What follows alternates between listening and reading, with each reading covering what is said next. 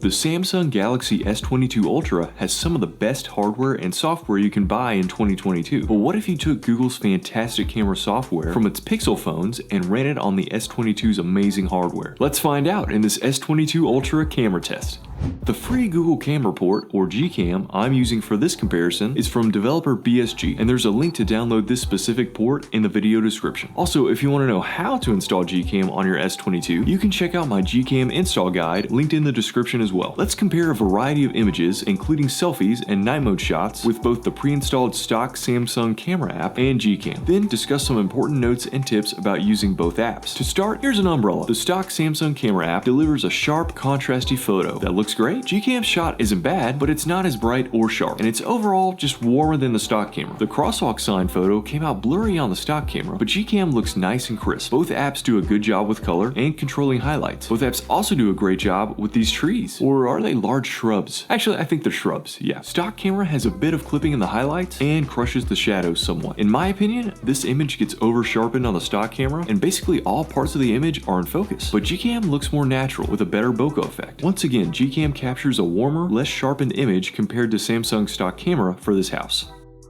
Stock camera struggles with constraining highlights with this shot at the base of the house. GCam overall handles this scene better. I left these images in because of how similar the cameras saw the scene. The pattern of stock camera being more contrasty and GCam slightly warmer continues. But besides that, they look really close. Again, both apps deliver very similar poisonous late kelp pictures. I actually don't know if that's kelp, or even if it's poisonous, but it could be. And I don't have a preference between these two shots. GCam wins this non-poisonous purple flower scene. It actually gives you that pleasing depth of field look, where the Samsung app not only sharpens again, but keeps everything in focus and blows out the lighter portions of the flowers. I think both do well with all these bows, but GCam is slightly brighter. The side shot of this car looks fine for both cameras, but stock camera is again blowing out the highlights just a bit.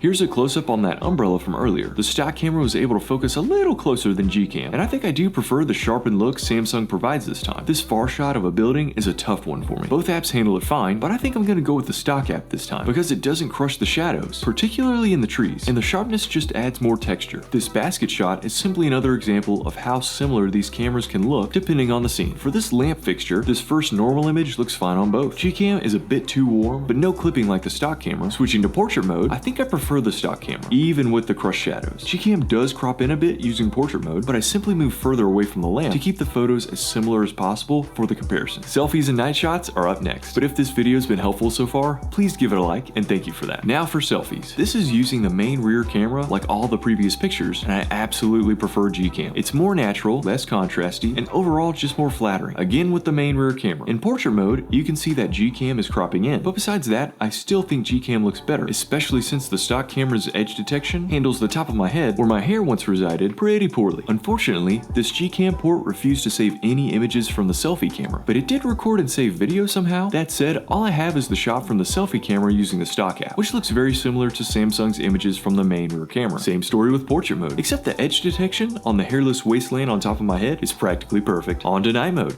which is basically not even a contest. The stock camera provides some of the brightest, least noisy night shots I've ever seen from any phone, and night sight with this GCam port fails to keep up. The exception is this fire hydrant shot, where I think GCam manages to possibly beat the stock camera, but only due to Samsung's over sharpening of the grass. The stock camera does well with the black car, and the image is very orange, but that's almost true to life, since the closest light source is an extremely orange streetlight. When you zoom in at all, it's clear that GCam is much more mushy than the stock camera. Here's where the problems really start for GCam. There's very little light on the front of the silver car, and Samsung handles it easily, but GCam has trouble getting bright enough images and then struggles to stack them correctly, which gives us this terrible result. With even less light, shooting with this GCam port is just a waste of time. Samsung's results are certainly unnaturally bright, but they're totally usable. After this shot of the tripod, I figure that since GCam is struggling so much, what if I use this tripod to make sure that all the shots were totally stable? It didn't help. In fact, this fan shot looks like it captured some weird ripple in space and time, or there was a glitch in the matrix or something like that. Maybe a ghost, who knows? Giving GCam a white object helped, but not much. This is another tripod shot, and this time GCam decided to erase a part of the slider and make this chalkboard look like some kind of bizarre portal, maybe to Narnia, I really don't know. Here's a few important notes about this comparison. There are a lot of GCam ports out there, and I tried 5 before settling on the BSG port used in this comparison. As you saw, there can be compatibility issues with GCam in terms of which cameras and features can be used on the device. Better compatibility with the entire S22 line should all improve, either as GCam developers get their hands on the phones, or as other users create compatibility files called XML files specifically for these devices. So do a little digging and see if there are better GCams with S22 specific XML files to download by the time you watch this video. Regardless, determining which is a better camera app is likely to come down to personal taste and preference. My go-to camera app on this S22 Ultra will be Samsung stock app because there are more fully supported features available and the processing is much quicker, at least for now. All of the GCam photos were taken with HDR Plus Enhanced turned on and Google White Balance turned off. To turn on HDR Plus Enhanced, go into Settings,